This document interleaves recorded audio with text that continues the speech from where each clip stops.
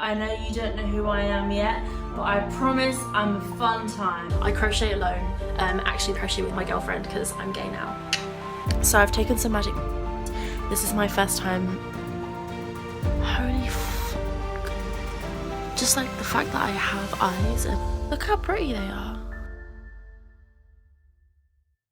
Chapter 3. The Many Faces of Rachel the Influencer, Part 2. In this chapter of our tale, the princess continued her journey down the corridor, and if the rooms were becoming familiar in their shape, the ceremony of opening, the brief wonder, the quiet retreat, she did not yet notice it herself. Each threshold still felt like the first, but this time, as she walked, she noticed something she had not seen before, a difference so subtle that a less observant person may have simply walked past. Half hidden behind a tapestry was a corridor, somehow completely out of place yet also purposeful. The doors in this corridor were narrower, darker. They beckoned. Quietly, the princess looked around before entering one of the doors. She did not announce this one. Inside the first door was practical and quiet. Her hands learned a new language, patient and repetitive, and when she brought what she'd made back to the door to show her subjects, they leaned forward with genuine interest. She could teach this, impart knowledge. The room asked only that she return to do it again and again and again, but as with the others, she did not return. The second door was stranger. It asked her to let go of the edges of herself and see what remained when the architecture fell away. She went in more than once, and what she found there shook her in ways that she would later describe with unusual care. And alongside it, something that might have been the first honest self-portrait she ever sat for. But for a moment, in that room, something real had moved through her. The princess, who had always been raised to be so certain, was briefly uncertain. The third room was the hardest. It was full of the language of her childhood, the hymns, the certainties, the world made orderly by faith. She had always worn those certainties as she wore her crown, as a simple fact. This room shifted something inside her, or was it the previous room? The princess became confused and overcome with questions. She wanted to believe. She said this plainly, even to herself. She wanted the comfort of it. She wanted the beautiful simplicity of a world held together by something she could not see but could trust. But she was discovering that wanting was not the same as believing. She might have stayed longer in that hidden corridor. She might have gone back, but the king and queen, who knew the castle better than she realized, noticed the tapestry had been disturbed. They called her back into the light with such love, such sincere and steady certainty about who she was and who she was meant to be, that it was nearly impossible for the princess to refuse. She let the tapestry fall back into place, returned to the main corridor, and reached for the next bright handle. Behind her, in that third room, the quiet grief remained, waiting. Welcome back, Nuggets. This mother clock has got some thoughts. Let's ruffle some feathers and get into this video. And if you would like to support my tiny pullet of a channel, don't forget to like, subscribe, and hype this video if you can. Go check out my other social media platforms so you don't miss out on everything, and definitely check out those other videos while you're here. Okay, my nuggets. Now, this is technically a part 2 to the previous video that I did. Now, because I am currently being penalized for not uploading frequently enough, the algorithm has gone, no, shan't. Not going to show it to people. So you may want to go check out the previous video if you haven't seen it already. These are technically standalone videos, but basically I covered all of the other aspects of her attempts at being an influencer, and this one is going to continue on from that. But we're going to get a little bit darker. Yes, we are. So this video is going to finish out the amazing influencer attempts of Rachel being a crochet influencer, a substance influencer, yes, the illicit kind, not the legal kind, and also an anti-religion influencer. And this is pretty much going to take us up to Girl World. She did a couple of other peripheral reaction videos, but we're pretty much moving into the Rachel that we all know and love after this video.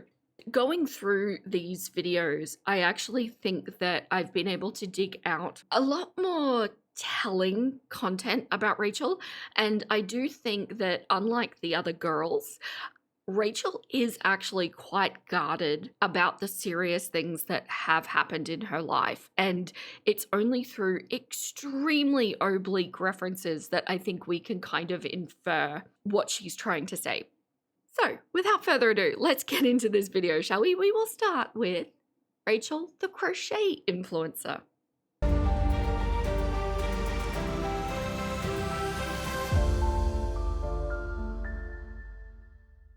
Hello.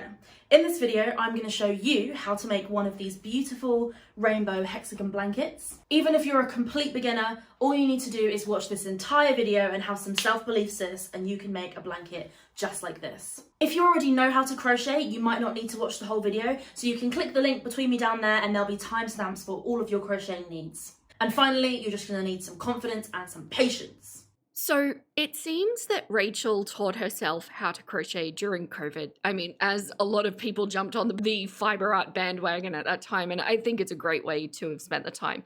Now, something about crochet, if you are not a crocheting nugget, I just want to explain, learning crochet actually requires a lot of patience and a lot of accepting that you're going to make mistakes, undoing, redoing, undoing, redoing, undoing, redoing, repeat 100 times. It's a quality that we haven't actually seen in Rachel up to this point. She is an extremely impatient person, and the fact that she was able to center herself enough to be able to learn something like crochet, it's telling, right? It means that she has the ability to be able to delay gratification and actually apply herself and things like that.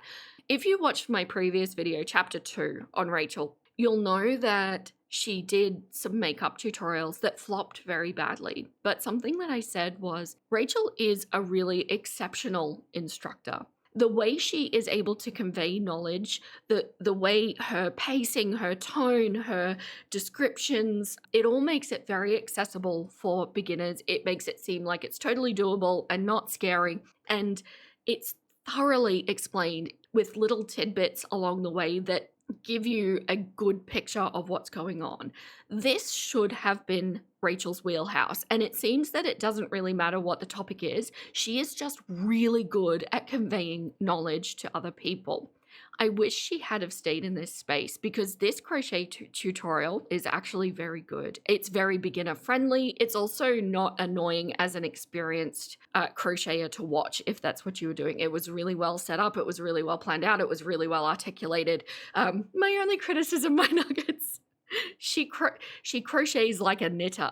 And if you knit like a crocheter, you know what I'm talking about, but it's the opposite, right? But that doesn't matter. It's just a little physical quirk that she'd picked up, obviously, from learning. Maybe she knew how to knit first. I'm not sure. But the rest of it was absolutely exquisite in every way. This video also did really well, especially for quite a small channel that she was at the time, probably around the 6,000 subscriber mark. She got 72,000 views on this hexagon blanket tutorial. Why did she not continue it? Because this seems like it ticks the boxes, right? She is always driven by the numbers. She's driven by the feedback and the response and things like that. This seems to have ticked her boxes. But anyone who's done any sort of tutorial like this, and it's more so for fiber arts than it is for like makeup, because makeup can be done quite quickly, but when you're making a fiber art tutorial, you are explaining things as you're going through a very lengthy making process anyway.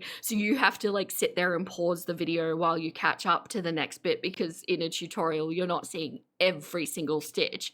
Oftentimes it's like, okay, repeat this for this amount of rows and that kind of thing.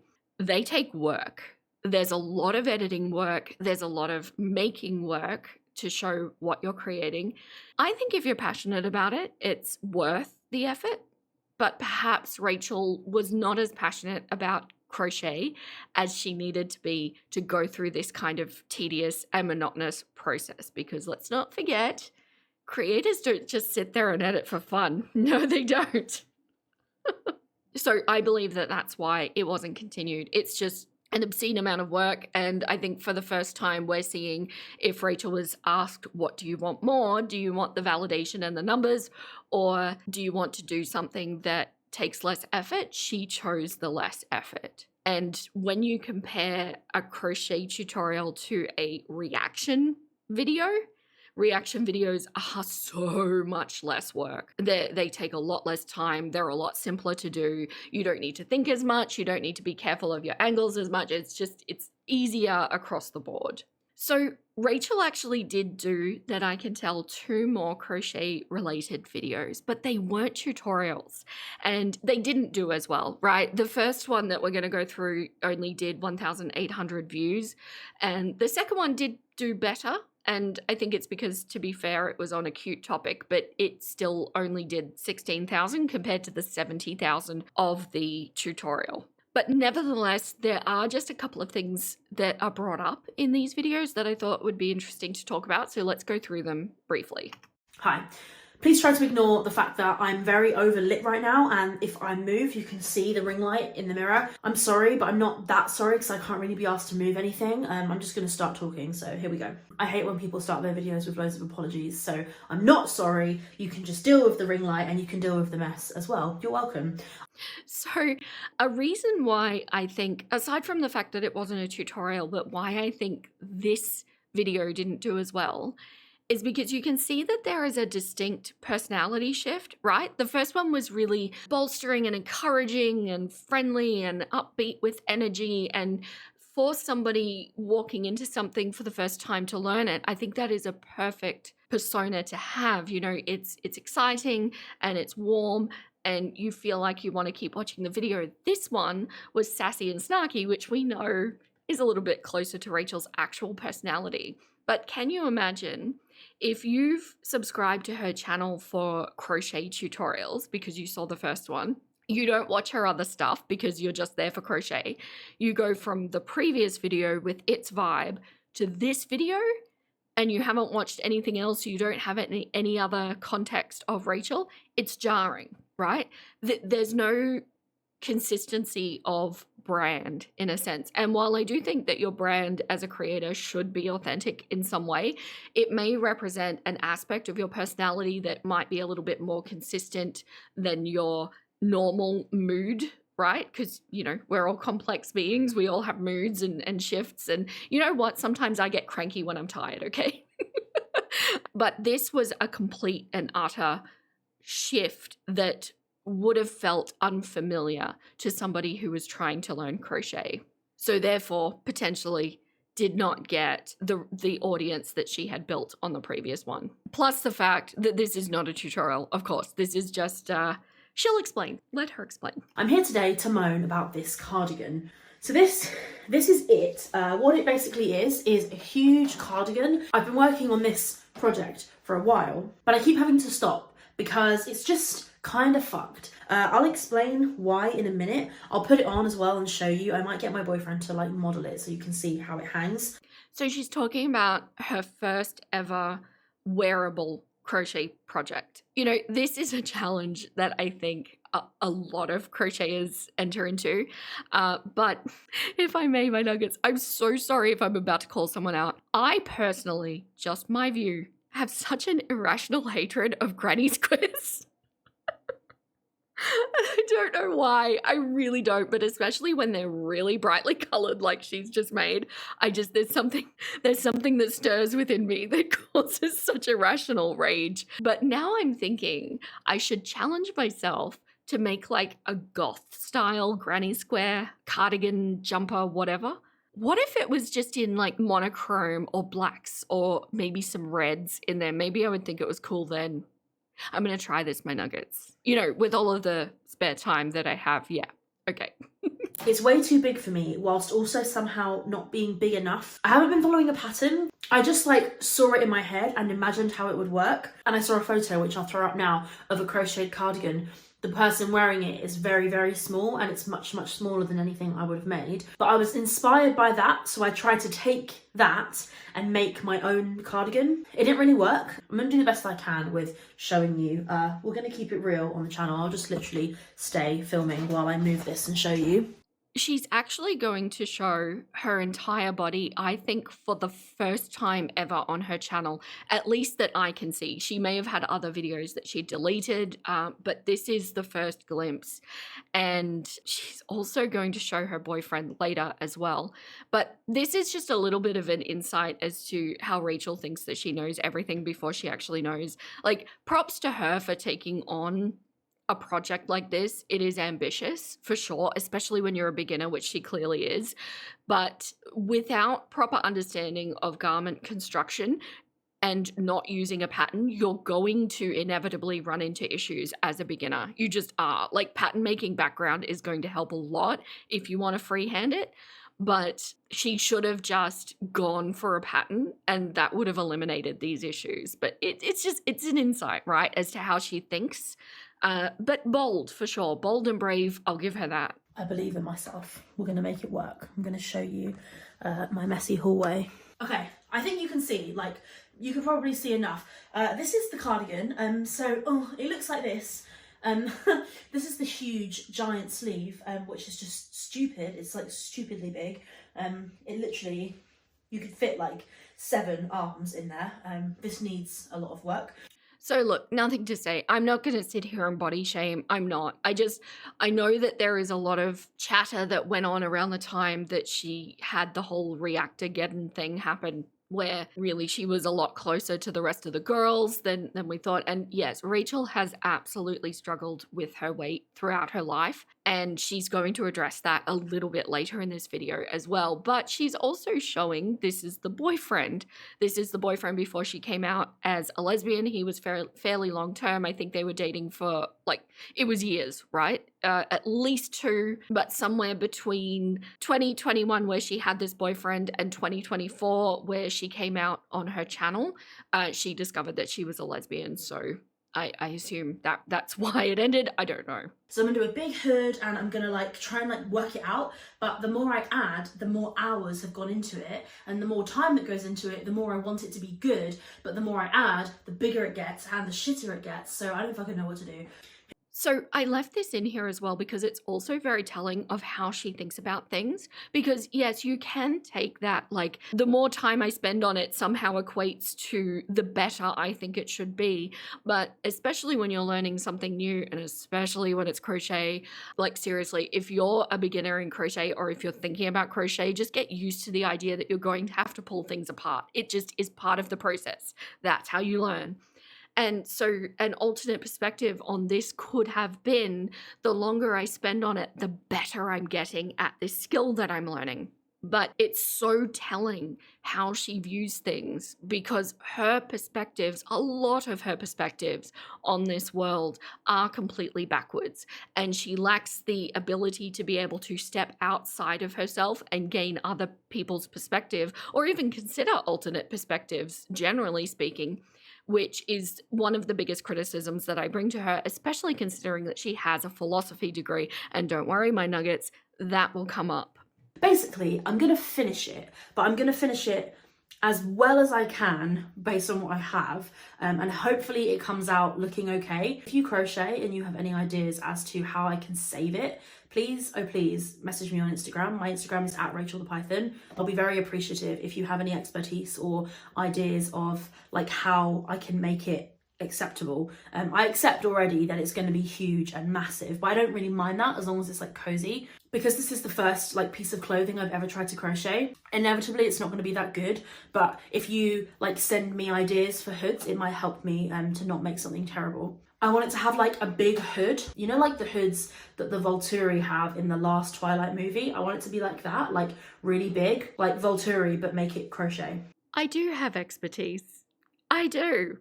I've actually been crocheting since she was a child. Oh, geez, that makes me sound old. No, seriously. I love fiber arts. I collect them. I'm always drawn to them, and I do a whole range of different things. And I have a whole list of things that I want to learn. I don't think she wants to hear from me about this. Now, I don't know if she ever finished this. She never referenced it again that I could see. She may have deleted videos because we know she does that. But this was the second of 3 crochet videos that I could find. Regarding that hood, totally get it. I actually crocheted one onto my dressing gown and it has ears. Yeah. Today, I'm only going to be filming about one simple thing, and that is Plod. You've clicked on the video, so you've seen the thumbnail, but this is Plod. He is a crocheted triceratops, which I crocheted following a pattern by, oh my god, who was it? Jamie Crow? I think. I'll put the pattern in the description. He's pretty bloody perfect, to be honest. I am so proud of myself. I kind of couldn't believe it was going to work, and just as I was putting the feet together, because you start by attaching the little feet to this big round flower, and then you put these on, and it all looked like it was not going to work. And I just kind of trusted the process, and actually he turned out frigging epic. So this was the last crochet video she did. I absolutely love these hexagon triceratops. They were a big deal throughout the pandemic, and a lot of people, you saw them everywhere. A couple of things though, she got the designer's name wrong, which is something that I believe she should have gone back and edited. I know that she corrected it on the screen, but if people were just listening to it, they're not going to see that, and that's problematic because it takes a long time to write and test a crochet pattern.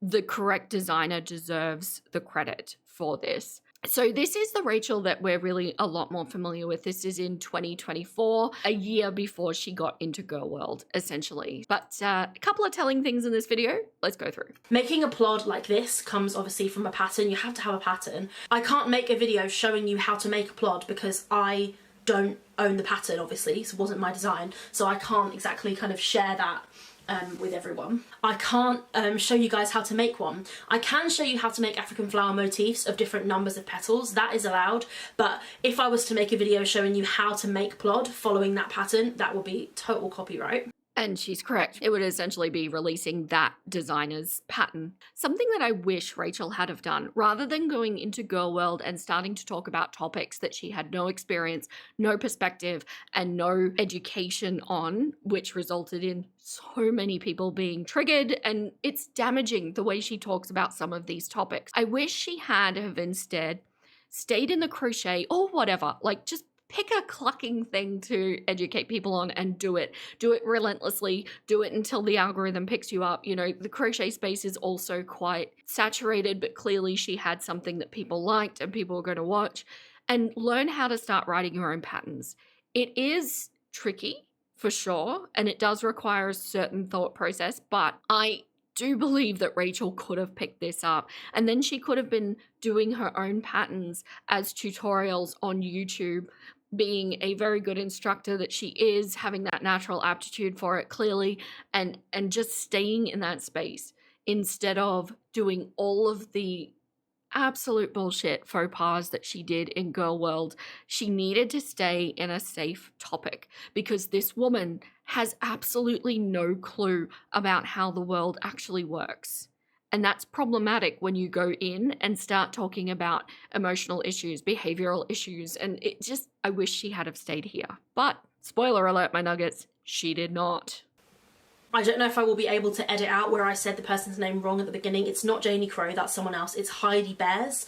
So she corrected it here, and she flashed up on the screen in case you weren't watching. I couldn't be asked. So even back then, well, I mean, we had examples of the previous one too, but even back then, she did not respect her audience enough to be able to do the editing, to do the correct thing by these designers. At least she verbally corrected herself, but the whole thing shouldn't have been in the video. It should have just been, I've just gone back to re-edit and, you know, chuck in editing Rachel if she needed to. I don't like this. And it shows that impatience streak in her. It's absolutely not okay. But I will go out on a limb here and say that I am bloody good at crochet. So I will show you more things I've crocheted. Yeah, look, she's not bad. I don't know if I go so far as to say bloody good because there are issues, but that's just from a very experienced eye. I think the more important thing here is that she's having fun with what she's doing. I don't know if that registers to her, but I'll leave it there. She didn't actually, as far as I know, show any more of her crochet things. It kind of looks like crochet just drops off the map at this point. I crochet alone. Actually, that's not true. I crochet with my girlfriend because I'm gay now. And that's the first reference on her channel that we hear that she is gay. And she has mentioned in a more recent video that she is a lesbian. So this is not a bisexual situation or a pansexual situation. This is She's discovered herself. Now, her sexuality is not important. I really don't care what people do with their personal lives, so long as it's consenting adults doing what they want to do. I don't think that's necessarily anybody else's business. But where this becomes important is because she is, in the next segments that we're going to do, basically go on a finding self journey. And I almost wonder if part of the whole piercing alt thing was an attempt to find who she was, because if you're not living your authentic self, and in this case, for example, being the lesbian, you're going to feel like something is amiss in your life. You're going to feel like something is just like out of alignment. You might not consciously know what that is, or maybe you do, and you're trying to funnel it into other things. But it seems like this entire endeavor of Rachel just trying out different looks, trying out different hobbies, trying out different personalities, like all of this in its summation seems to indicate somebody who is finding themselves. And so now when you look at the timeline, we've got in 2024, she is out as a lesbian and has a girlfriend. I don't know if it's the same one that was involved with the girl world stuff. I have no idea. But then in 2025, we see her gravitate towards girl world, and specifically Amber and Emily. I feel like all of this is kind of falling into place for her at this point. When I'm not busy cuddling Plod, I cuddle my dog. Molly, come. Here she comes. Hi, baby. Come in. This is my little Molly dog. I love you.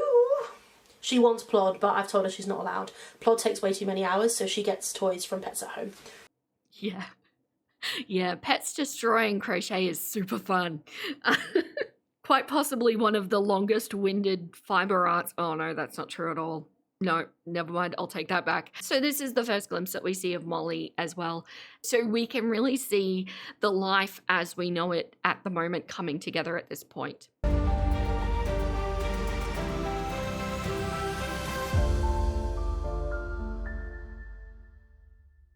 Okay, so now we're going to jump back in time a little bit, and the order of these is going to make sense as it unravels. But this is where Rachel, the influencer, decided to try illicit substances. Now, I'm just going to be upfront about this because I do not have any life experience in regards to what she's going to be discussing in these next few videos. I am a teetotaler. I'm completely boring in that way.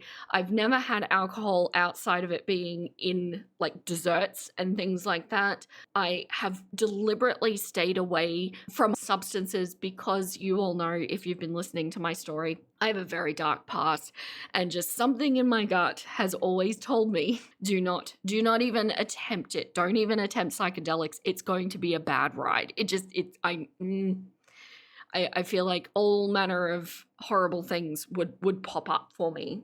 And also, as I grew up, I learned that there was a fair amount of addiction in my family to various substances, and I just didn't feel that it was going to be something that was going to serve my life. So this is going to be an outsider perspective, but the most important part of these videos is not actually to do with the substances themselves, but more the discoveries that Rachel has, the way she sees things, and the fact that she thought this was appropriate to put on YouTube. Now, look, it was many years ago, but can I say that out of all of the videos that she's deleted, these were not among them. Well, one of them was, but like, these are still up there. You can still go to her channel and just watch them if you see fit. I don't know. I don't know what she was thinking, but this is why I say I think that there is a real soul searching going on. And bearing in mind, this is 2018. If you saw my last video, by this point, she had already said in her videos that she didn't want to do the piercing or the modification thing anymore because it makes her look crazy, and that it had lost its cool factor because now everybody was doing it, highlighting that Rachel does things because she wants the shock factor. She wants to be the best. She wants to be the most controversial. She just, generally speaking, wants to be the most, fill in the blank. And I think that these substance videos are an attempt to do that, right? They have shock factor. Who tries to be a substance influencer? It's a choice, right? I don't know. Anyway, let's get into this because there's quite a bit of telling stuff that goes on.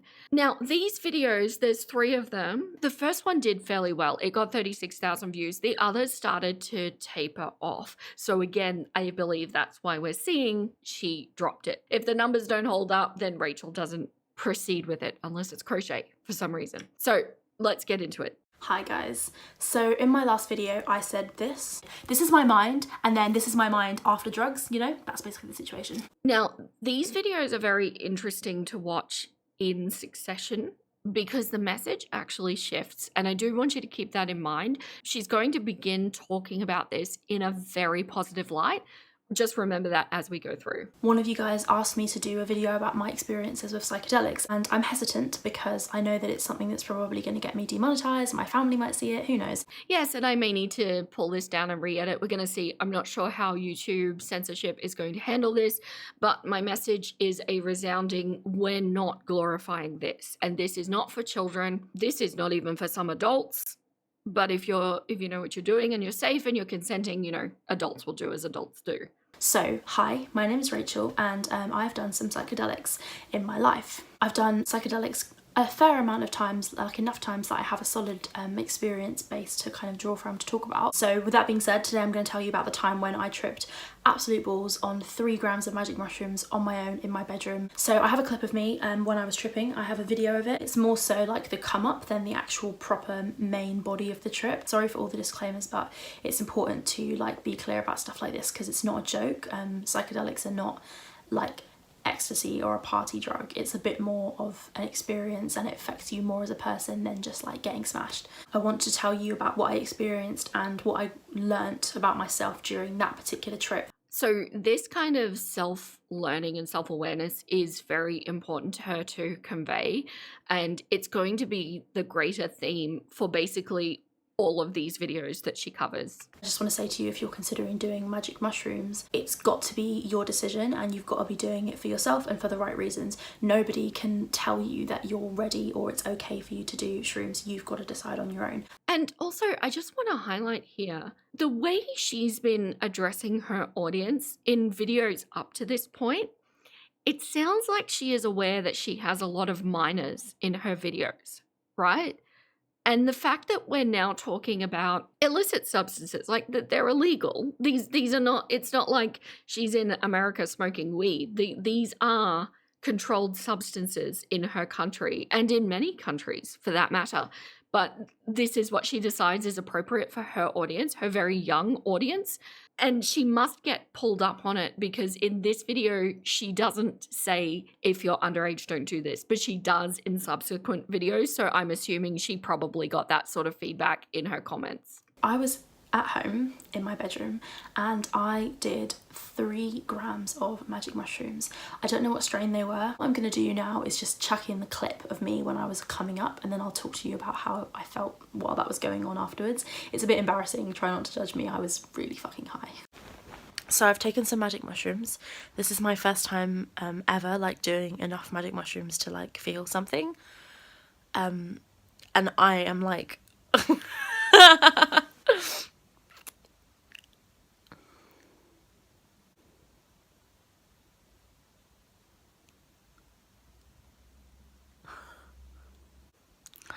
look at my eyes. Holy fuck. Just like the fact that I have eyes, and look how pretty they are.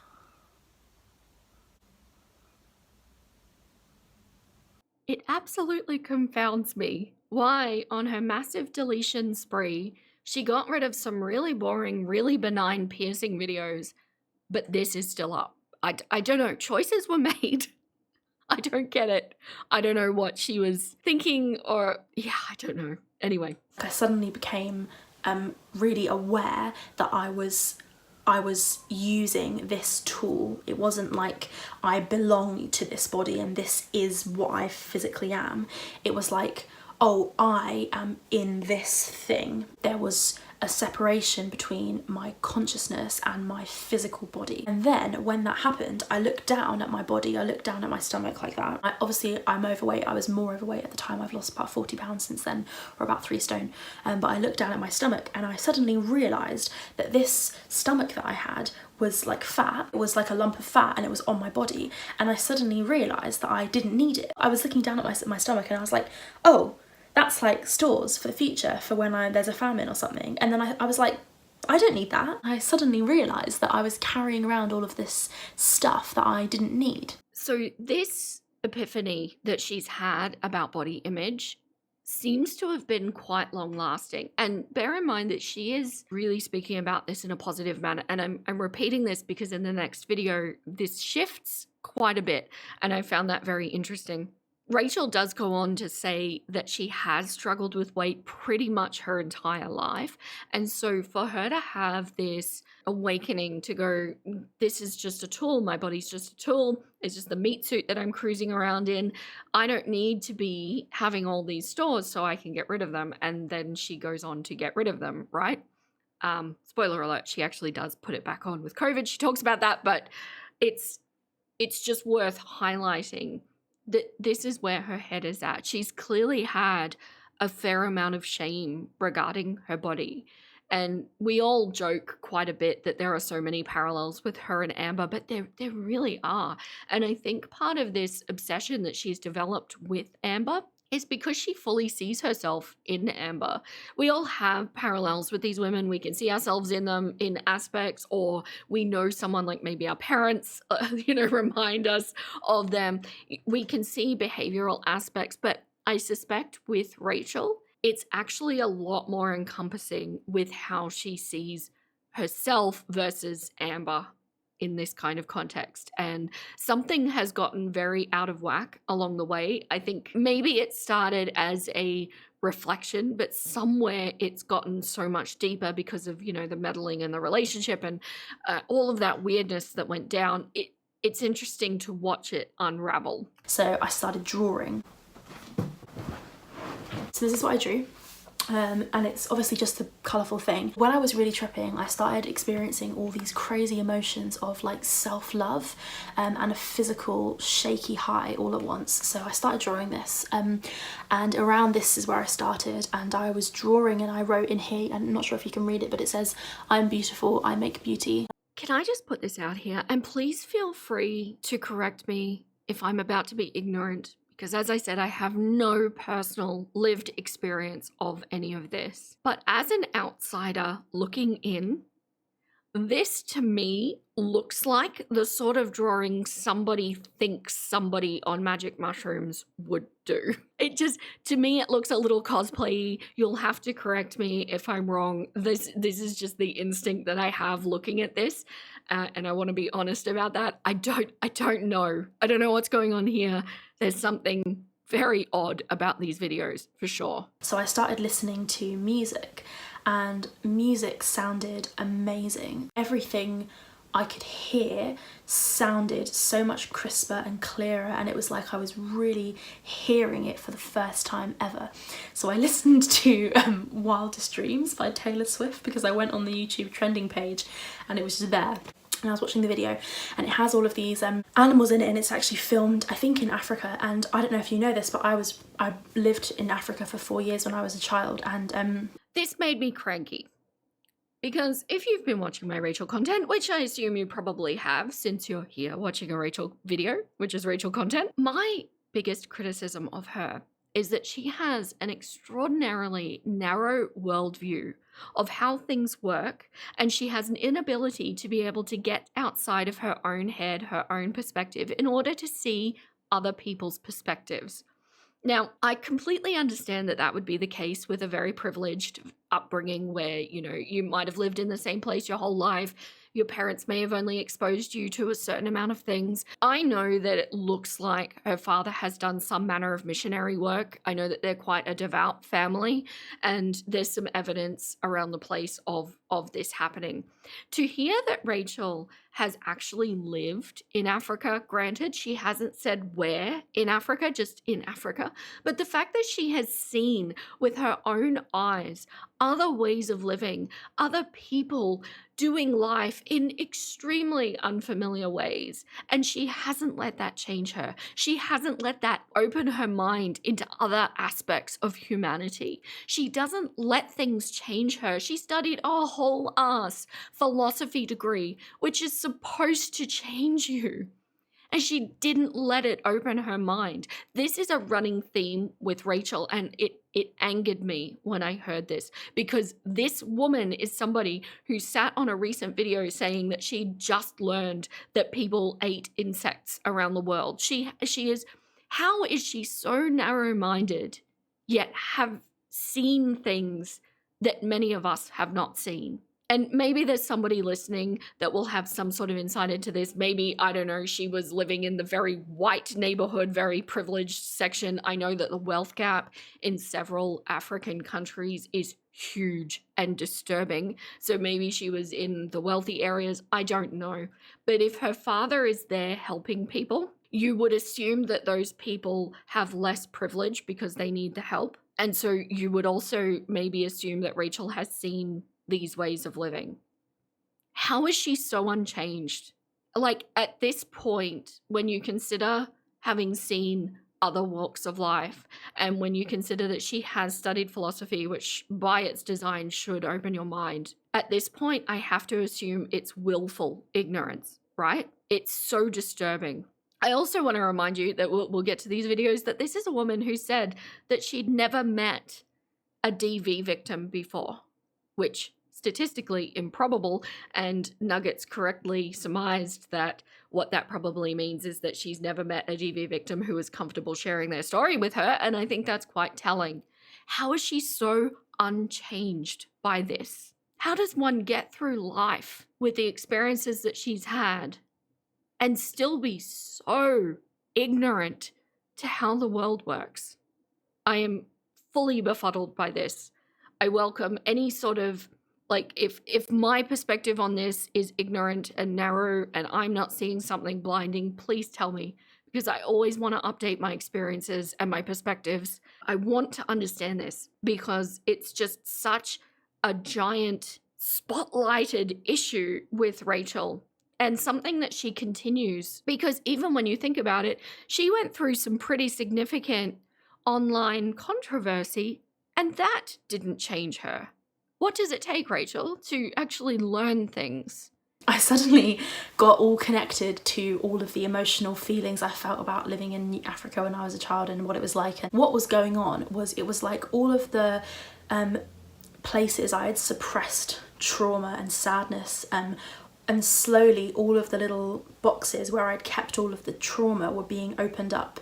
So it was like, oh, self-love, or like, oh, self-hatred, let's open the self-hate and get all the self-hate out and foster some self-love, and let's like think about your childhood and where you were raised and how that makes you feel, and that all came out. And it was like all of the emotional trauma that I had experienced in my life was being pulled out of me. Please remember the words emotional trauma, because here she is alluding to something traumatic that's happened in her childhood, right? Just keep that in mind for a moment. I can only imagine if you suppress very, very negative things sometimes, perhaps it might pull out something less enjoyable, or I don't know what it will do to your brain, so I don't know, but that's what it did to me. So for me, it was a fantastically positive experience during the trip. So those two things don't add up, right? On the one hand, she's saying, I was processing my childhood trauma, which are very significant words and have a lot of weight to them. But then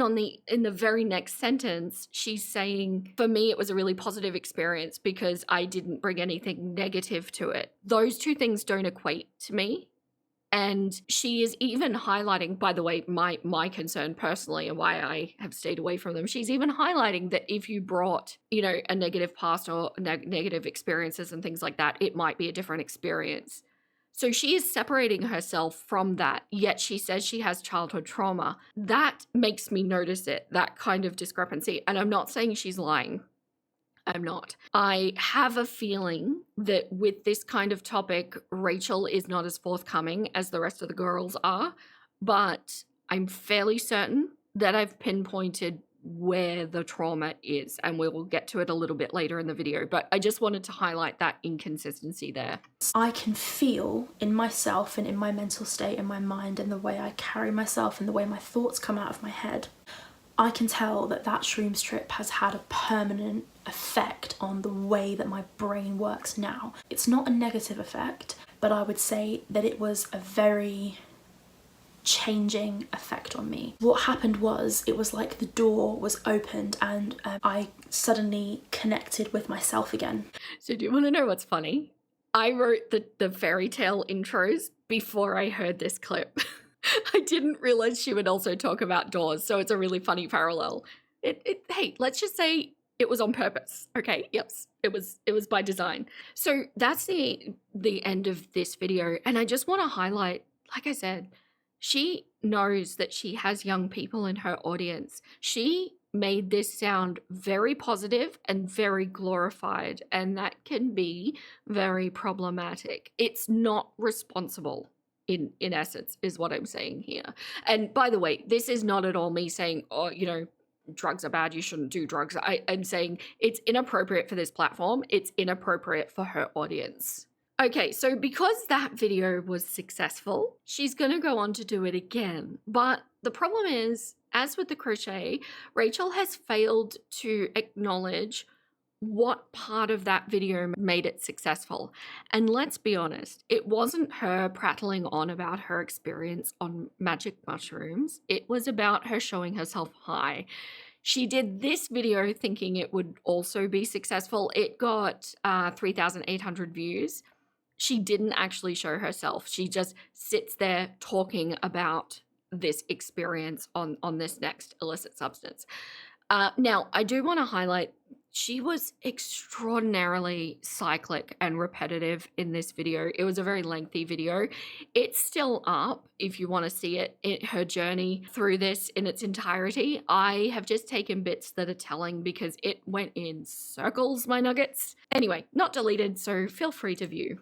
Hi guys, a few months ago I made a video all about my experience using magic mushrooms. I talked about that particular trip and a little bit about the visuals and all of that and how it affected my life. If you want to watch that, I'll link it up there.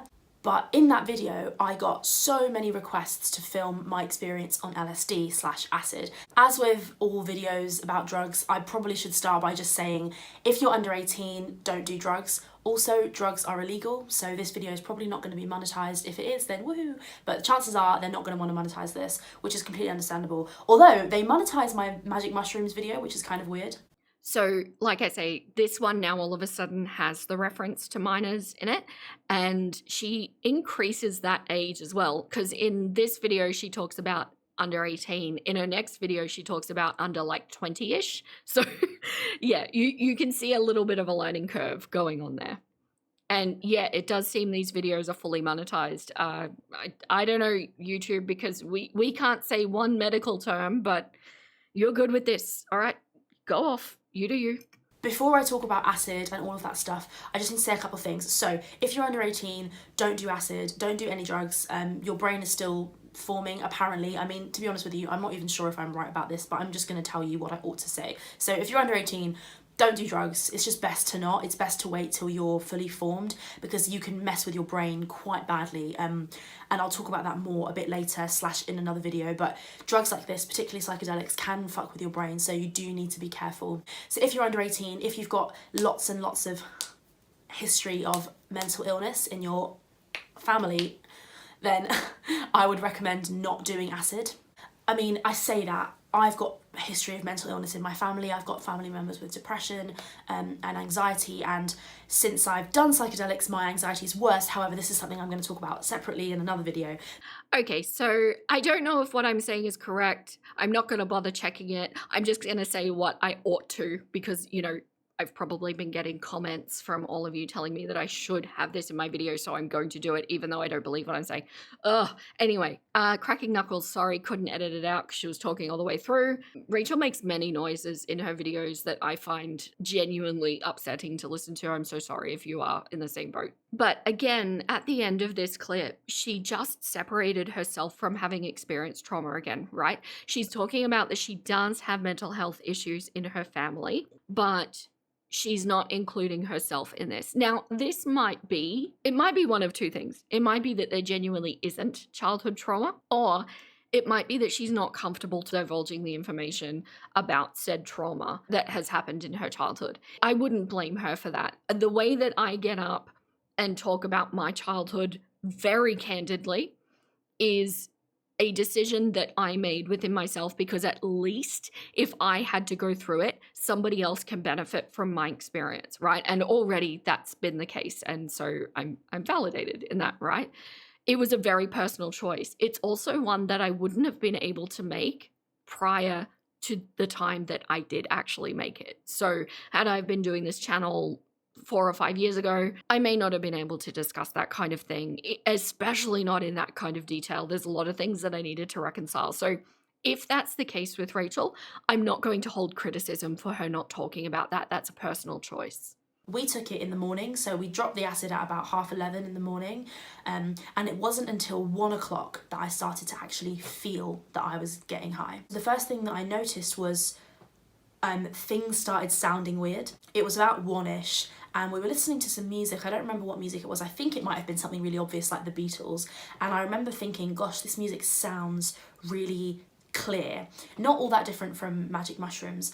I'm just going to say now, the main difference in my experience between magic mushrooms and acid is magic mushrooms was very internal. It made me look inside to myself, work out what was going on in me, all the tripping and craziness. I could have closed my eyes and had as equally as good a trip as if I had them open. Well, maybe not equally, but sort of, but you get what I mean. It's more intrinsic and internal. On acid, it's like, oh my God, the world is amazing, and everything outside is more kind of amazing.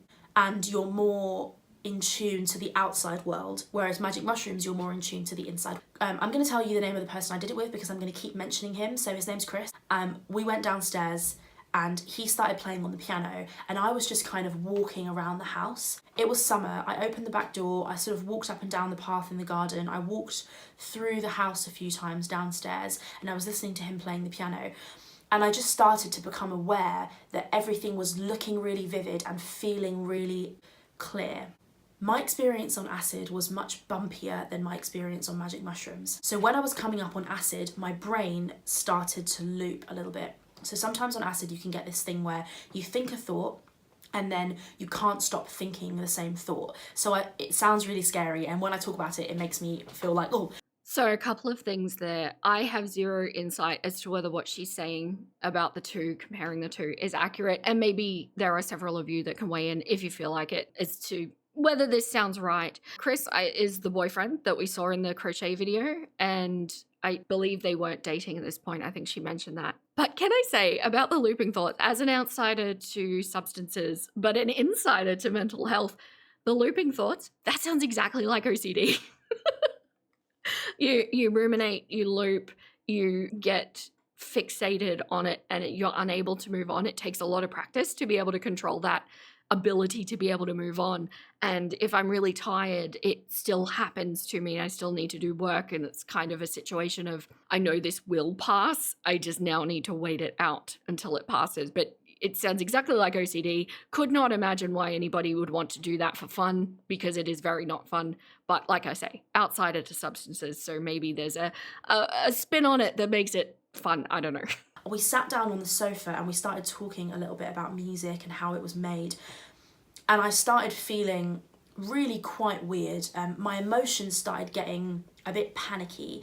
And I remember saying to him, I'm thinking so many thoughts, it's kind of freaking me out. I just keep thinking and thinking and thinking. And he's done acid lots of times. He said, okay, let's go for a walk. So before I tell you about the walk, I just want to touch on how who you're with affects how it goes. The dynamic between Chris and I, we weren't officially in a relationship at the time, but I was really in love with him and we were really happy with where we were. However, I was really insecure in myself at the time. So that first part of the trip, I would ask Chris a question and he would answer, and I would worry that he was lying. So my brain would start to kind of, and this is not because he was lying or because of him, it was just because I was on acid. My brain was trying to dig for a deeper meaning that wasn't there in what he was saying. It so sounds like OCD.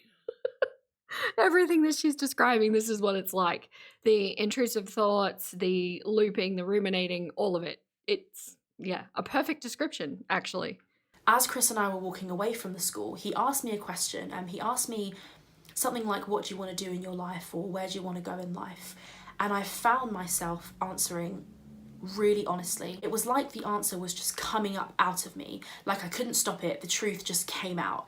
And that's kind of the second thing I want to say. I found that it was very difficult to lie to myself when I was on acid. It was like the layers of bullshit that I had placed in my brain were somewhat moved.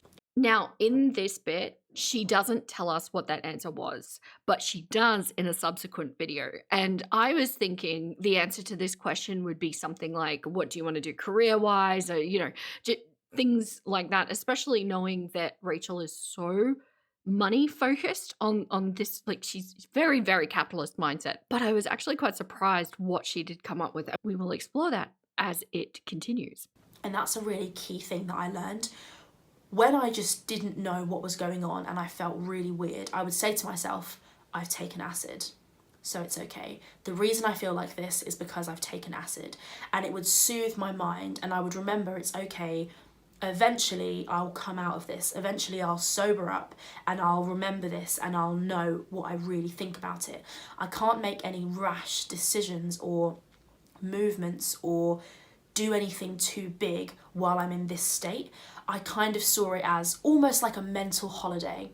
Like I'm here, I'm on acid, I'm feeling my feelings, and I'll be fine. Whatever I feel's fine, whatever I think is fine. I'm with Chris. If I do anything stupid, he'll make sure I'm okay.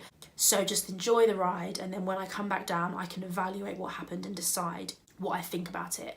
It's actually a really decent explanation of how to deal with life anxiety emotions, generally speaking, because whenever you're talking about an emotional state, whether it's grief, whether it's a panic attack, whether it's just a bout of depression, it's worth remembering that all of these states are temporary. They will all pass. Sometimes it's a case of just acknowledging that this is the state that you're going through and knowing that it will pass given enough time. You're just going to feel yucky for the moment, but they always pass. And like, this is an incredible amount of insight coming from Rachel compared to what we usually see. I don't know if she's realized that this is actually the key to a lot of things in life, but she has fully clocked it in this state that she's in with these substances. I never completely freaked out. So the whole day, I never properly freaked out, but I was much closer to freaking out than I would have liked to have been. And that's why I say that acid for me was much bumpier than magic mushrooms. I would have to say that the day I did acid was one of the best days of my life. I loved it. I always recommend to people, if you're in a good setting and you feel good, do it. 100% do a tab of acid. You know, a tab is not gonna fuck you up. I would really recommend giving it a go. I loved it and I absolutely love my day on acid, and you might be able to tell this, I quite like psychedelics and I do really enjoy being high and doing drugs. So you can see why I say that this is irresponsible to have on this platform with her audience. What she just delivered there are actually some studies that have been done that fully disagree about just one tab being able to mess with your brain. There are mixed studies all over the place with all different manner of substance studies, but what she just delivered is not necessarily factually accurate. But yeah, I cannot believe that with what she's done up to this point with her YouTube channel, that she thought in any way this would be appropriate. And then more to the point, she feels that it's appropriate to have not deleted these when she went on her deleting spree. I can't fully grasp the thought process. And by all means, if you get it, tell me. I want to update my perspectives. But this to me from my viewpoint, from knowing what substances have done to certain people, maybe not these specific substances, but you know, a psychological addiction can happen to a great many things, whether they have physiological addictive properties or not. It wasn't until I started dabbling in magic mushrooms that my anxiety and my brain started to be affected. I am going to make a video about that. I know I keep saying that. It's relevant, but I'll make another video all about that and how magic mushrooms have changed my life. For me, acid was a lovely day, a great experience, and I would recommend 100% for you to try it, but don't do more than a tab the first time.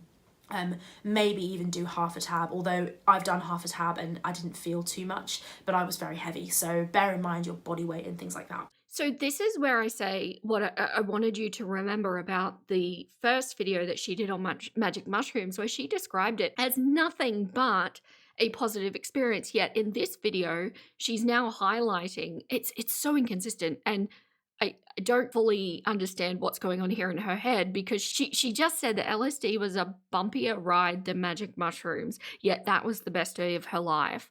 In the previous video, she said the magic mushrooms were nothing but a positive experience, and now she's saying that left her with anxiety. None of these things add up. And then when you layer on the fact that she has alluded to having childhood trauma, yet she doesn't feel like she has any negative past experiences that come into the substance use, none of this, the math is not mathing. Somebody make it make sense, please, because this is so inconsistent that it makes me feel like she's either out and out lying about something, which my instinct says it's probably not just lies. Like if this were Amber, maybe I would think it was just lies, but I don't think that. I think there's something she's not telling us, which is probably her right to not tell us something, like a personal experience of some description, but we're not getting all the puzzle pieces here. And that, of course, attracts my attention, because when things don't make sense, I, of course, want to dig further into them. I can't, unfortunately.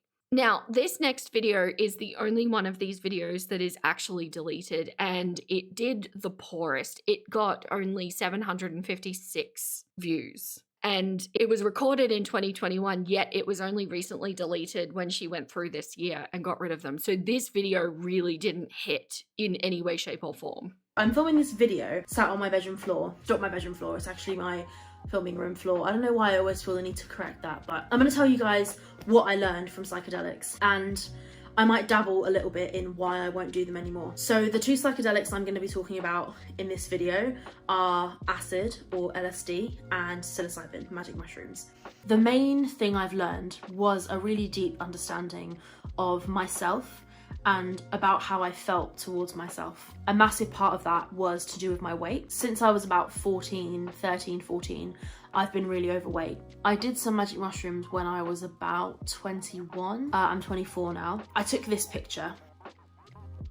Now, this picture is pretty much why I think this video got deleted. I think when everything started going down around React Again and people started digging into Rachel's past videos, and there were a lot of very critical remarks left over many different videos, but I suspect, given what we're dealing with in this community, you all know the context. I would say this picture, very brave of her to put it up, to be fair. And for anyone just listening and not watching, she's written on her bare stomach, "I don't need this." And that is, of course, referencing what she was talking about in a previous video where she realized her body was just a tool and she was making stores for a famine that she knows will never come, essentially. Which kind of says it all, really. I basically reached this like really kind of profound understanding about myself, which was that the way I was relying on food for my mental health was really awful. Instead of addressing the things that were wrong with me and the anger I felt towards myself and the frustration I felt, the disappointment I felt with myself because of all the things I'd missed out on because of my weight. So that's a really interesting insight, because let's just say many of us struggle with our weight. I've struggled with my weight at both ends of the spectrum. And I think it's a ridiculously common thing that we deal with in society, and that's why things like Ozempic have taken off the way that they have. But you can also acknowledge that there's being overweight, that is not an optimal health shape for you, or necessarily an optimal shape that, growing up as an elder millennial or older would say that it is. But past that, there's also a point where your weight is literally stopping you from doing things. Now, I am not a skinny chickie. I have settled at a size that I feel is not affecting my health.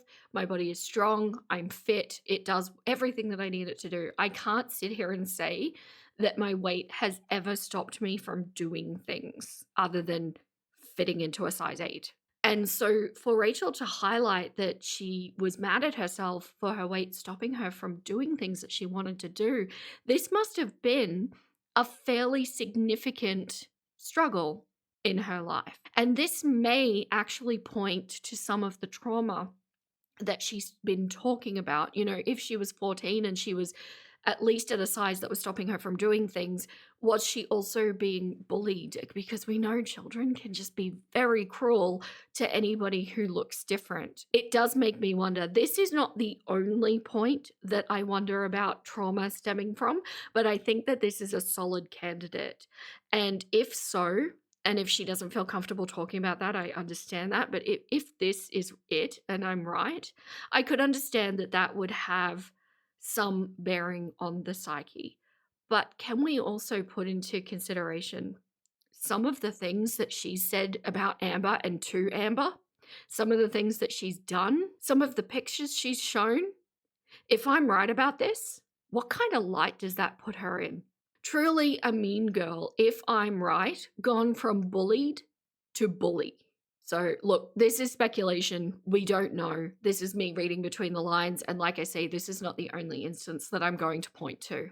I just want to say I'm 100% body positive in that you should be happy in your body. That's your body. Don't hate it. There is nothing to be gained from hating it. But I don't agree with health at every size. It's scientifically bullshit. As a person who lived and is living in a heavy body, I know that that's bad for me. So I literally don't give a shit what anyone says. Like, that's facts, that's science. So I did these magic mushrooms, and then a year later I did them again in Amsterdam. After that experience, I went on to lose 70 pounds or about 6 stone. I acted on what I'd learned. And then in lockdown, I gained quite a lot of that weight back, like nearly all of it. So that's a real struggle, and it's something that I need to address. So this is ongoing and present for her. I know that this is essentially 5 years ago, but she is still of a similar size and shape to this. I wonder if she's been able to reconcile this in her head. Or rather than looking introspectively, has this caused her to lash out at Amber in the way that she has? Has this fueled the obsession that we've seen between her and Amber? Does this have something to do with Emily? All of these questions come up in my mind, and I'm so interested to hear what you think about this situation. And I learned from doing psychedelics that things can change. You can change how you think about stuff, and doing magic mushrooms literally changed exactly how I think about myself. I found it really empowering, and I'm super, super glad that I did it. As for acid, acid was a little bit different. So now she's switched them again. Now it's magic mushrooms that were really positive, and the LSD was different. We're getting very mixed messages here. What's missing here? What is missing as a puzzle piece, as part of the picture? Whatever it is, what is missing? What am I not seeing? What is she trying to hide and forgetting her stories and getting them mixed up? I don't know. Let me know what you think. While I was on acid, I discovered where I wanted to go in life. I realised this sounds like hippie trippy bullshit, and I will just add in here, like, take this with a pinch of salt, because this is just my experience. When I was on acid, somebody asked me, where do you want to go with your life? And I just found myself saying the answer, and I hadn't even realised that that was what I'd wanted. I just said, I want to love myself. I want to have a family in which I can attempt to heal some of the brokenness in my own family. So this right here, this is alluding to something having happened in her family. And this was the answer to the question that I was kind of expecting to hear a career response to, but it's that she wants to heal some of the brokenness that's happened in her family. Now, a statement like this could be as simple as somebody's not talking to somebody else, or, there's some sort of divide, divorce, whatever. Or it could be alluding to something much more sinister. We won't know. Rachel has not elaborated on this ever, as far as I can tell. Although, like I say, there's been many deleted videos, so maybe it popped up in one of those. If you've seen or heard anything about this, definitely let me know. But given the timing of this is 2021, so Rachel is 24. Now, in a bit that we're going to watch coming up, which is her anti-religion influencer phase, she admits to herself currently, right now, right now in the video that we're watching at the moment, that she does not have faith anymore. Now, as I've said, it's been shown that this family is a very seriously Christian family with some pretty strong beliefs, so much so that there's missionary work involved. And I feel like that is generally not your casual kind of Christian, right? This is a fairly involved in the faith, in everything. And she goes on to say in future videos as well that will cover how much she had to do with the church. So the other factor that I'm thinking might be relating to childhood trauma, aside from maybe bullying about her weight, is potentially right now she's processing some religious trauma. And now I don't want this video to become a debate in any way, shape, or form about religion. I want everybody to be respectful to each other. We have people from all different walks of life, all different faiths, all different belief systems, that it's very important to me that this stays civil and respectful. If she has already decided that she doesn't believe in her faith anymore and she needs to turn away from that, and I don't know, at this point, she may already be wrestling with coming to terms with her own sexuality. Maybe that's the brokenness that she wants to heal in her family. Maybe she feels that she doesn't fit and she's caused a rift and wants that to heal. So I don't know. This statement on its own, I don't think illuminates a lot. Just that I do think there is potentially some trauma in her past. The degree of severity is what I don't know, and it's possible that we will never know. That would ultimately be up to Rachel as to whether she wants to divulge that to everybody or not. And if she ever chose to, although I've brought some very heavy criticism to Rachel, if she ever did decide to speak about that, I will have the absolute respect and patience for that particular topic. And I think in some ways, if she were to explain some things, it might actually go a long way to healing her relationship with the internet. Like I say, it's a personal choice. Whether she will or won't, who knows? Doing psychedelics for me has been like doing a year's worth of therapy in one afternoon. I guess that's the best way I can put it. Like, it literally felt like at the end of the day or the evening or whatever that I had done the psychedelic, I would honestly look at the world differently, and I would honestly look at myself in the mirror and smile at myself and think, geez, you've come so far in such a short amount of time, like one afternoon. It's so revealing, it's so mind-blowing. And I wouldn't take it back. There's no way I would go back and not do it. In a sense, I'm a fairly deep kind of person. I spend a lot of my time thinking about death and, you know, I'm a philosophy student, so, but like death and how we ought to be, how we ought to treat each other, how I want to be as a person. I spend a lot of my time thinking about that stuff, and being on psychedelics elevated that experience for me so much. It made it faster, more effective, and just great. There it is, my nuggets. She's a philosophy student. This is when she first started really referencing that.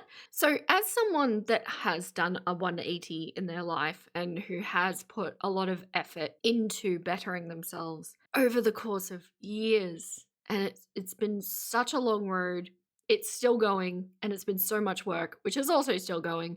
You know, I'm by no means at my final evolution Pokemon situation. As someone that's gone through all of that, it is difficult for me to hear somebody say that they're proud of how far they've come just in one day and take it seriously. I am aware that I'm bringing that bias to the table, because I'm also aware that, you know, in a moment you can overcome and you can be proud of yourself for that one day. It's difficult to not bring the bias because it kind of spits in the face of what I did.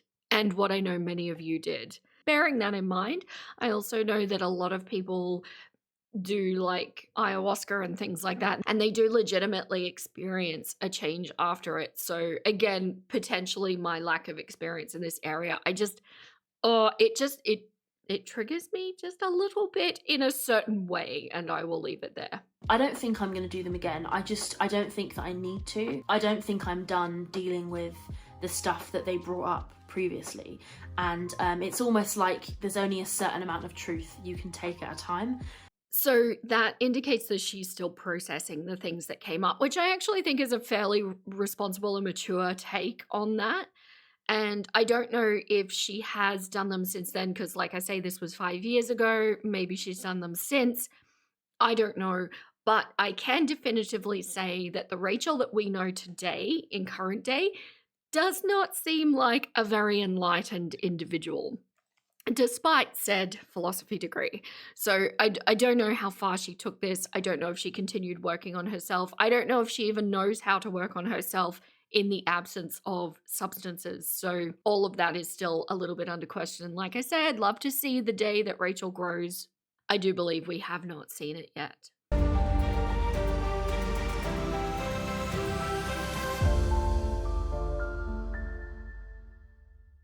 Okay, so now we're going to move into the anti-religion influencer phase that she went through. There were only 2 videos that I can tell, and neither of them did very well. Both of them were under 3,000 views each.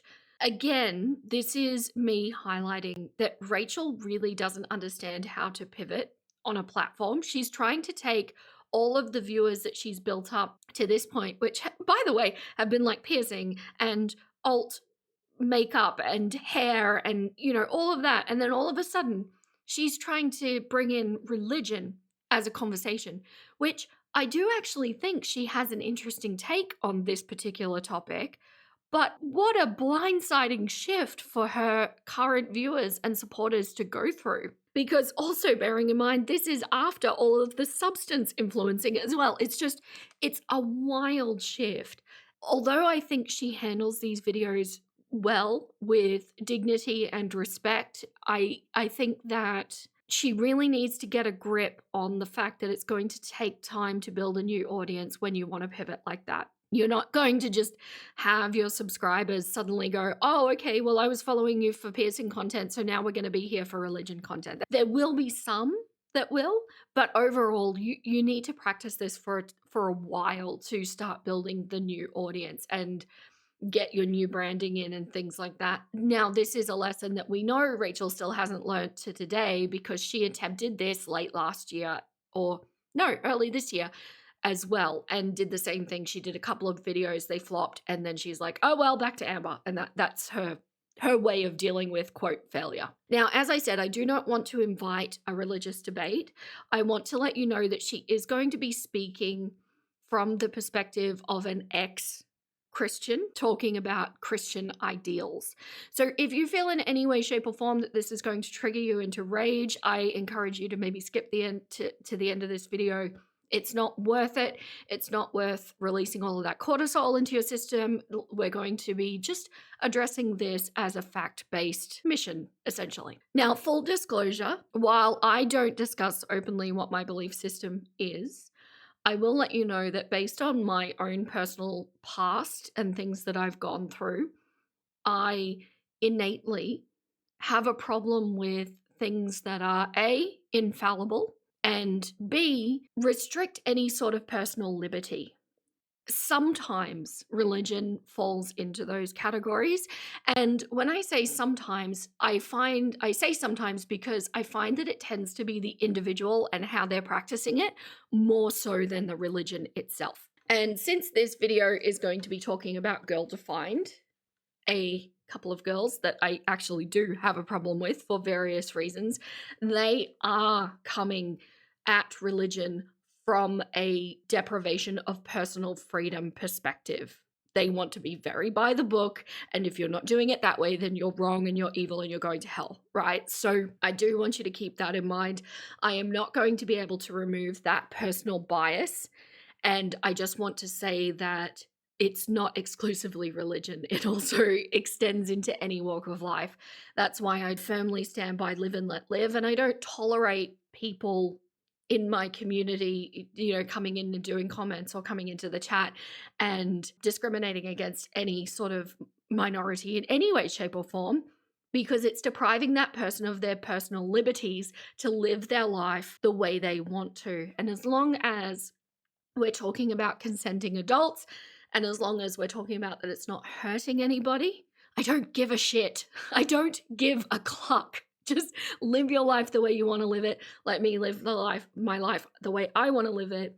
And yeah, we'll go from there. So yeah, bear that in mind. That's my disclosure. And let's hear what anti-religious influencer Rachel has to say. Hi, so I was stumbling on YouTube like I often do, and I found this channel called Girl Defined. It's a Christian YouTube channel run by two sisters who basically give like Christian-y kind of lifestyle advice for their viewers. I have quite a unique viewpoint on this topic because I was raised really Christian. My whole family were and still are super faithful. I was raised going to church, I went to youth group on a Friday night, I went to church on a Sunday, I went to church camp every summer. So I know where these girls are coming from because I was raised in pretty much the same kind of environment. I have since stepped away from that intense kind of Christianity, and I'm more agnostic slash, spiritual questioning, you could say. I'm a philosophy student, so when am I not questioning? We just had to get the philosophy student back in there.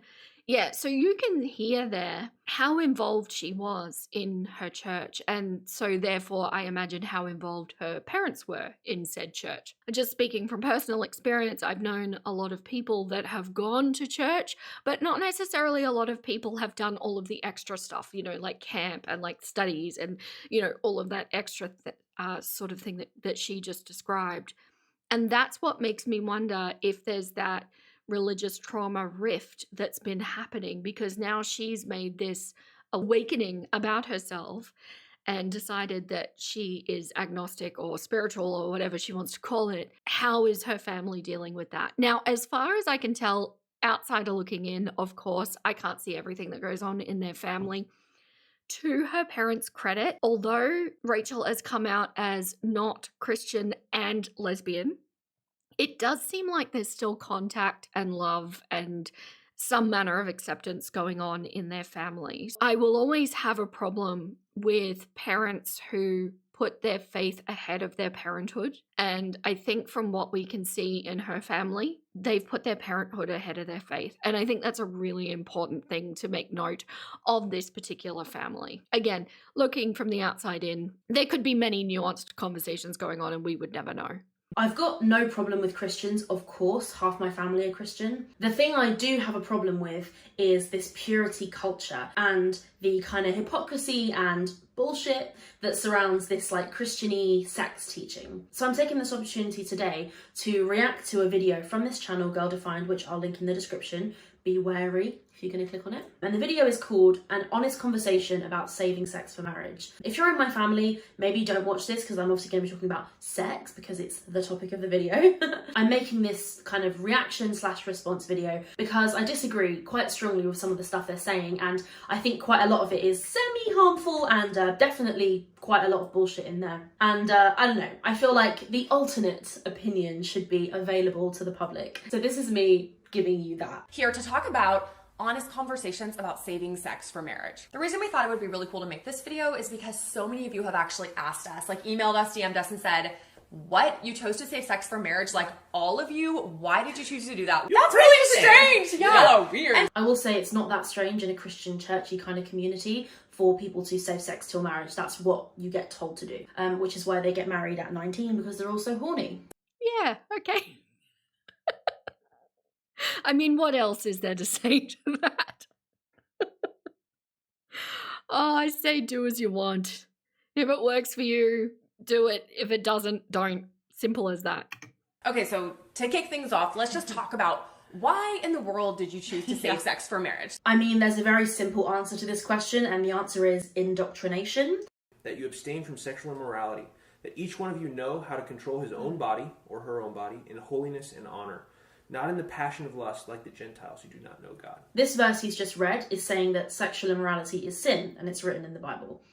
However, In that same Bible, it says that women should not wear pearls or makeup or braid their hair. And the one on the left there is definitely wearing a hair braid. So I would love it if one of them could just explain to me which parts of the Bible you're supposed to obey and which parts you're not supposed to obey. The wonderful thing about Christianity is they have an answer for absolutely everything. And that could be a good thing because maybe their answers are true, or maybe their answers aren't true and they have literally just thought of a response for everything. So you can really see the level that she's moved away from the church and from the faith in these sorts of comments, because we are coming across a little bit sassy, which I don't disapprove of.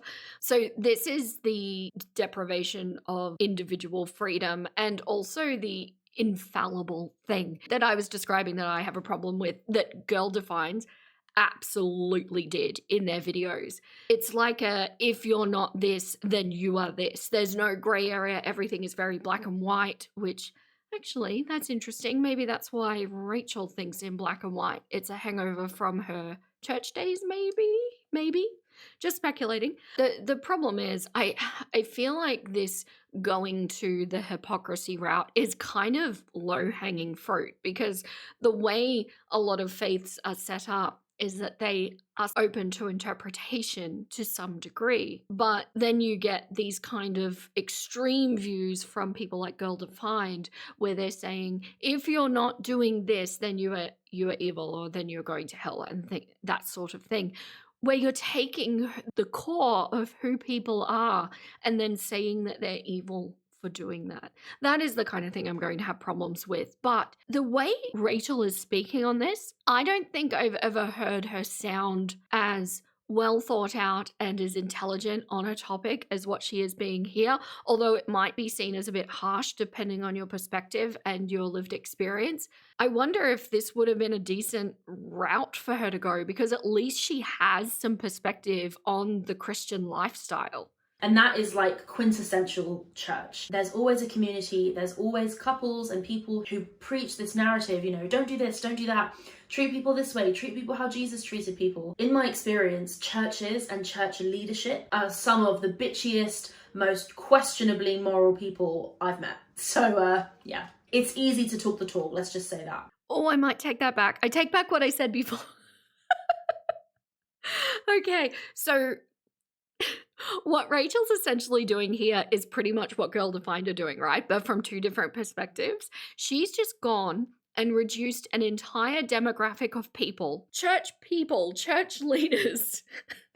All of them are the bitchiest people that she's ever met. Like, okay, every demographic are going to have cloacas. It is how it is. There are cloacas in every walk of life, rich, poor, religious, atheist, all manner.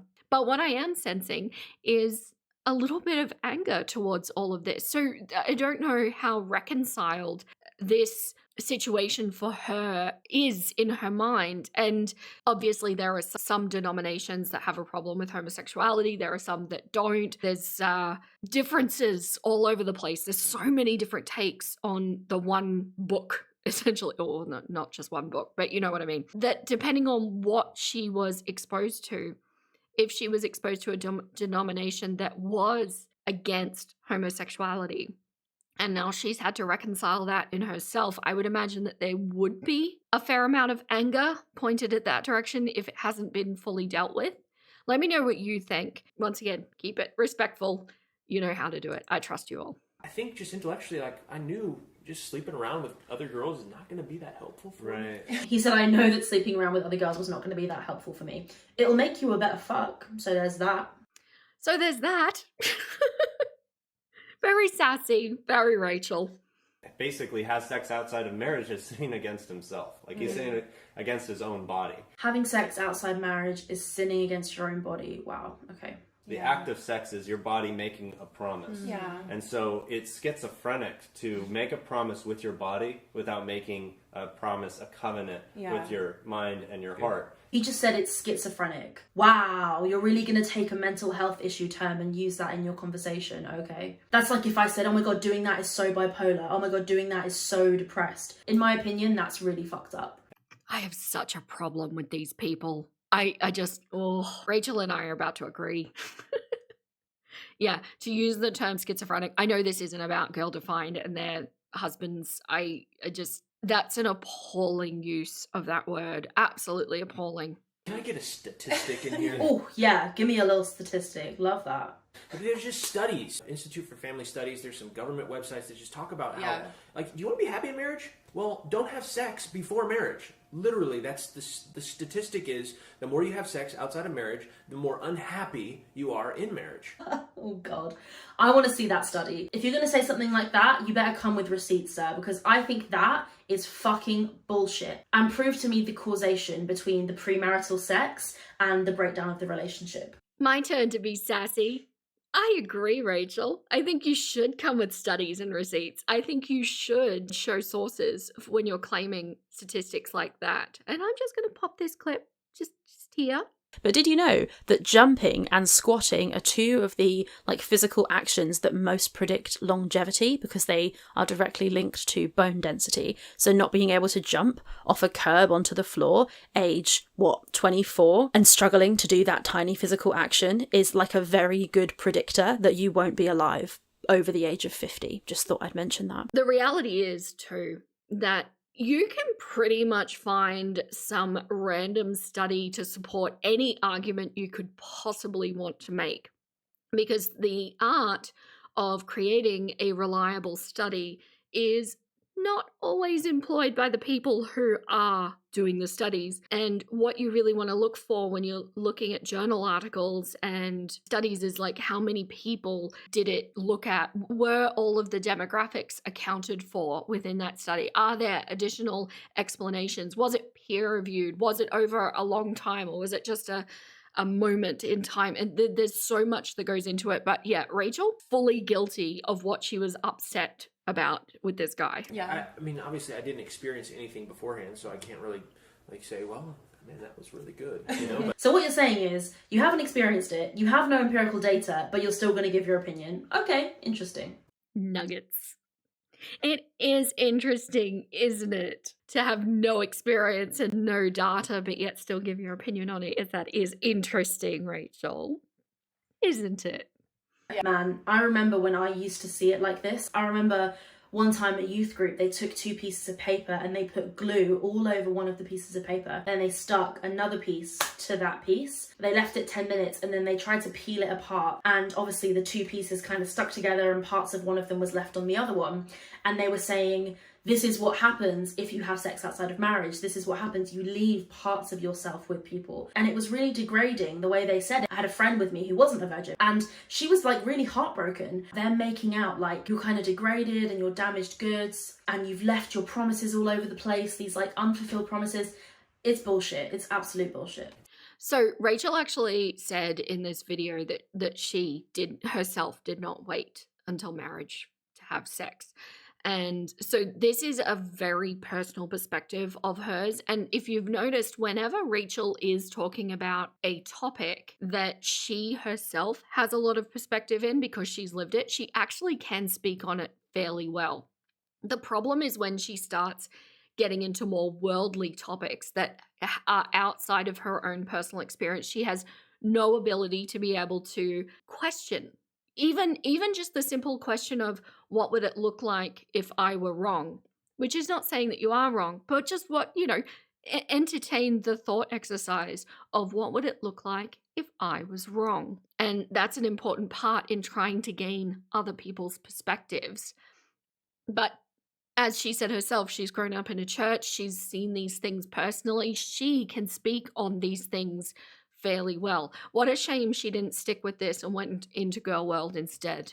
If you're watching this and you've been raised religious and you aspire to this, I don't judge you, of course. Do what you want. At the end of the day, it's your life, it's your choice. What I object to is how they say it like it's the only option, like it's the best thing you can do. At least in my opinion, the way they talk about it, they come across like they're so happy and they've done the perfect thing. And I think that that's really unhealthy. Anyone who's watching this, have sex safely with Whoever you choose, whenever you choose or not, it's completely up to you. Don't let indoctrinated Christians or a book that you read stop you from making the choices you want to make. Equally, don't let someone like me change your opinion. At the end of the day, I think everyone needs to do what they feel is right. And I found this whole video super entertaining because it just reminded me so much of my churchy upbringing. So yeah, fuck who you want, don't fuck who you don't want. And think carefully before you commit your whole life to purity culture, especially when there's a whole lot to lose and I don't know if there's really very much to gain. That's just my opinion on the matter.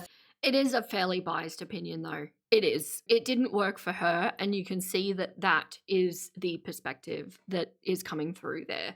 But likewise, I'm sure that there are many people in the world who have found a great deal of satisfaction and happiness within their hearts by following something like that. So, we're still seeing a little bit of a closed-minded attitude there. It is still her perspective and nobody else's. Okay, so this is the final video. This is also deleted. So all of the religious stuff is deleted, just completely eradicated. And this one is actually her discussing her leaving religion behind, what that meant to her and her family, and the way she kind of starts to question herself and move around this topic. It's almost like a little glimmer of light saying, oh, Rachel can do this. She can question things. She can operate outside of the black and white, but it's so rare that she does this. But it's a very interesting insight into what has happened in her mind surrounding religion. God is a big topic, especially in my family. I was raised in the church and I was raised super Christian, and all of my family, well, almost all of my family are all still really Christian. There's lots of really nice things about being raised in a religious family and going to church when you're a kid and having that kind of community behind you. It can be really nice, it can be really wholesome and really enjoyable. The problem is that since I was about 20, I basically haven't actually believed in God. And even admitting that out loud in words is really scary. I used to completely believe in God, and I genuinely believed in my heart that there was a God. I believed in Jesus. I believed that by believing in Jesus, I'll be going to heaven when I die. And that's something that I genuinely believed. So if something went wrong, if I was scared, I would pray and my faith would give me peace and comfort and a sense of hope, and it was great. It was so great while I believed it. This kind of wistful way that she's speaking about it, I think this is genuinely coming from an honest place. I think she really wanted to just be able to believe with no questioning at all. And it's interesting to see this kind of line of questioning happen because we know that she's studying philosophy, but she's also had these experiences with substances leading up to this point. And both of those things are at least designed to open your mind, right? And to invite questioning. This is kind of where it's been funneled for Rachel. It is a shame that the questioning didn't extend to all walks of her life and including other people's experiences, but she's managed to at least apply it in a direction. When you have a family who are all really faithful and you aren't, it makes you feel like you've missed something. Like somehow they all see something that I just don't see, and I've spent hours praying, trying to read the Bible, watching preachers on YouTube, thinking it all through so thoroughly, and like trying, genuinely, like open-heartedly trying to believe this thing. I've basically now come to the almost realization that actually I just haven't found anything. And for a long time it made me feel so inadequate because I'm like, how come all my family and everyone at church and people in my community, how come they believe it and I can't? I am a analytical, thinky, kind of logical person. If you come to me and say, hey Rach, believe this thing, I'll say, sure, I'll believe it if you give me some evidence. And yet she hasn't exhibited any of that in Girl World because she believes everything Emily says. With no evidence at all. Anyway, continue. And I'm not here to argue about whether there is a God or not. What I'm here to do is share my experience and how I've felt being the only person in my family who has stopped believing in God. There are other extended family members who I love and know who don't believe in God, but the ones who I have mainly spent my time with while I've been growing up, both my brothers, my mum, my dad, my grandparents, they all believe in God. Humour me for a sec, but imagine this analogy. Imagine I don't like cheesecake, right? But all my family, they all like cheesecake. If they say to me, hey Rach, do you want some cheesecake? And I say, no, I don't really like it. They say, okay, cool. And we all carry on with our lives. The problem is, when it's not something as trivial as cheesecake and it's actually being a Christian, if they say to me, hey Rach, like, what do you believe? Are you a Christian or not? And I say I'm not, they won't just say, okay, cool, carry on. They will start to pray for me. They will start to talk to me about it and try to convince me to believe. They will start worrying about me. And that is the hardest one, because I'm here living my happy, flourishing life. And I know that my grandparents are sat at home worrying because they think that I might be going to hell. So, to me, what I'm hearing here is almost like a grieving process for the life that she had, the belief system that she had, and also potentially the connection that she had with her family that was meaningful to her. And it's almost like this reconciliation of what was versus what is now going to be is still in the process of happening. And I almost wonder if at the point that she entered Girl World, had that transition not been thoroughly completed, and maybe that's why we're seeing such duality and like almost dissonance between what she wants to create versus what she has created. I don't know. I'm just speculating. I just found this to be quite telling where her mind is at, because it does seem like she wishes she could just believe and then everything would be so much simpler for her, which does kind of insinuate some manner of grieving process that had gone on. And that is such a difficult thing to feel. Basically, my family are constantly worrying about me and constantly waiting for me to come back to Christ. And it's actually so hard to let yourself move away from having a faith, because I'm so scared of being the person in the family who has fallen, and you're the person who has not managed for whatever reason to maintain your belief in God. Yeah, fear of letting the parents down, maybe? Which is what I kind of suspected in the last video. It's like, was there so much emphasis put on Rachel as to how amazing she was, and that she almost felt like she needed to fulfill this prophecy that had been laid out for her, and her core truth potentially being that she knows deep down she's just ordinary, which is great, by the way. Lots of people are ordinary. Not everybody needs to be extraordinary. It's just embracing your own strengths and working with them the best you can. Her talking about the fear of disappointing them, the fear of being the fallen one. But to her credit, I will give her that she's lived her life anyway.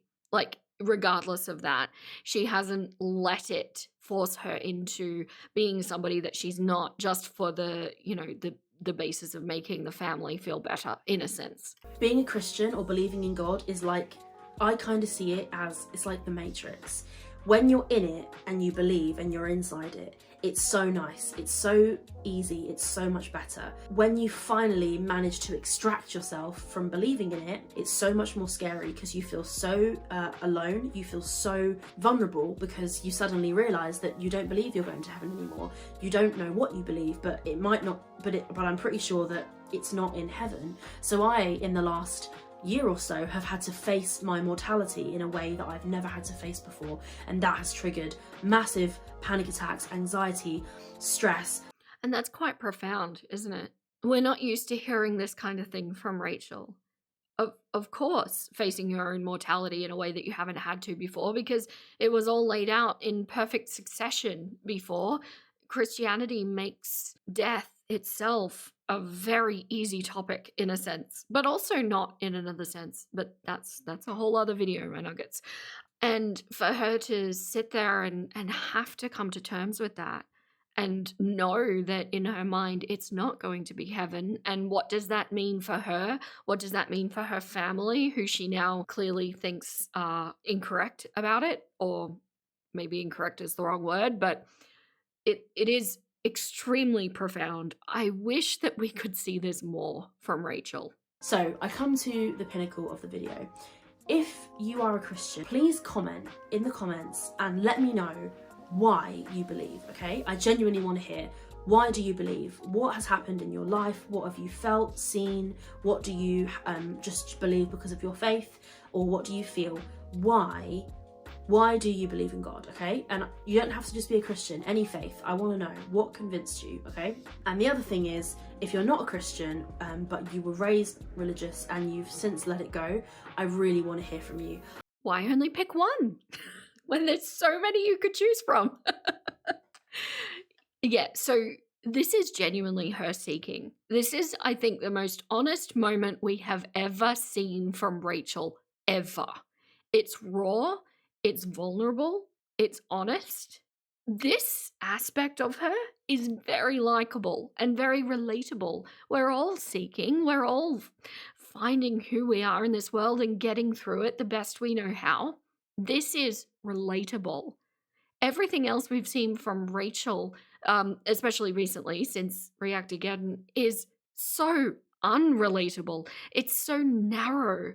And that actually gives me a train of thought of, I kind of wonder if we're seeing such open-mindedness here from this 2021 Rachel, and we see such black and white thinking from today's Rachel, that kind of looks like a regression. And I almost wonder if dealing with this and having this thought process, having these awakenings, having these questions buzzing around her head, did it kind of overwhelm, overstimulate, and cause her to withdraw from it because it was too scary, it was too much to face, and more to the point, like she just said, she's pretty much doing it alone because the rest of her family cannot understand what she's going through in this moment since they're all super Christian. Her words, not mine. Yeah, I wonder if she kind of peeked through the curtain and got frightened and closed it again. And the reality is she uses the Matrix as the metaphor in this, and we know that in the Matrix, Cypher opted to be plugged back into the Matrix, even knowing that it was fake. So in her metaphor, in her analogy, that there is room to have returned even after seeing the truth. Before this video ends, I just want to say two things. Thank you for being so nice in my vaccine video. You guys were all really cute in the comments. There were some crazy ones, but you know, I'm pro-vaccine, so if you're not, then cool, do you, but I'm pro-vaccine. Even though it did give me awful side effects, I do still plan to get the second one, so maybe I'll vlog that. Let me know if you want to see that. And secondly, thank you, because today I hit 7,000 subscribers, which is so exciting. I've been making videos for years, but on and off. I've never consistently stuck to it, which is what I'm doing now. So yeah, I'm loving it, having a great time. So I just wanted to leave that in there because it was actually cataloging that she had hit 7,000 subscribers in 2021. So it really did take her a while to get up there. But as I saw, and as she actually confirmed in several videos, she was very sporadic through a lot of those years of uploading, and the algorithm doesn't like that. So that makes sense that it was a little bit of a slower growth. And she really hit her growth stride very quickly when she entered Girl World. Okay, so that takes us all the way up to basically reaction channel Rachel. And you saw that she kind of doubled with it with Girl Defined. That's not where she continued going, as we know. But let me know what you think of this. Does any of this historical journey shift the way you feel about Rachel? Has it enhanced opinions or has it changed opinions? I am very interested to know because from my perspective, I feel relatively assured that there was some manner of adversity in her childhood. Again, I am going to still stand with any adversity was treated by her parents as somebody else's fault, which would track if we're talking about the bullying, because you would blame that on the other person, wouldn't you, as a parent? But I do think that she has resisted allowing things to change her, things that should have had an impact, a positive impact on her. And she seems relentlessly fixated on just marching through her life in the way that she sees fit without accommodating any other lifestyles or states of being or anything like that. So my core criticism, I think, is validated by these videos. But I also think, and I have said it before, I'll say it again, I think that Rachel is not a very forthcoming person with emotions. I really don't think that she shows people. I think it would be a mistake to say that she doesn't feel them. And I've made an observation many a time where she kind of has that little bit of a British vibe of the unflappable thing, you know, keep calm and carry on. But when she comes up here and she's all bubbly all of a sudden and she's like, oh yeah, my life is really good, I think those are the moments where she's feeling the most angst. I do think that this whole Create-A-Geddon thing did bother her. I think to a degree my videos bother her. But if she was able to just sit back and allow that to have an impact on her, allow herself to grow, I think that she actually has the ability to turn into a really decent human being. Unlike some of the other people that we see in this space, maybe not so much. You know, some of the things are difficult to come back from. Rachel has been extremely ignorant and hurtful in her time in Girl World, but I don't think it's unsavable at this point. Maybe you feel differently. Do let me know, because I know that she's touched on topics that a lot of you have struggled with, and it didn't make you feel very good in the moment. But you know me, room to grow, always room to grow. I have to do it. It's who I am. But the good news is that means it extends to you too. All right, well, if you're still here listening to me, thank you so much. I know this is going to be a really long one. Probably should have put crochet at the end of the previous video. Live and learn, my nuggets. But thank you so much. I appreciate each and every one of you. And an extra big thank you to all of my cluckers who support on YouTube memberships, Patreon, or Twitch. You make my world go round. And don't forget that we are streaming every week, cluckers only live streams on Discord. And I had some technical difficulties, but I'm aiming to get Patreon up and running as well. So if you don't like Discord, maybe consider Patreon if you can. But thank you all so much again. But for now, that is all the clocks I have left to give. Stay golden, my little nuggets, and I'll catch you next time. Hey,